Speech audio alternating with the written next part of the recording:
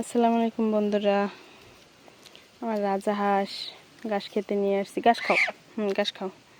এরা দুইজন নাকি মেয়ে, একজন মাত্র বলল যে দুইজন মেয়ে, তাহলে একজন ছেলে কিনতে হবে আমার, যেহেতু দুইজন তারা বোন। তাহলে কি সুন্দর বসে আছে দেখছেন, কি শান্ত শান্ত। যাই কই দা, হ্যাঁ এনে খাও, এনে খাও, খাও খাও, খাও। আর একজন ওই এখন খাবে, এখন ঘাস খাবে। হ্যাঁ আসো।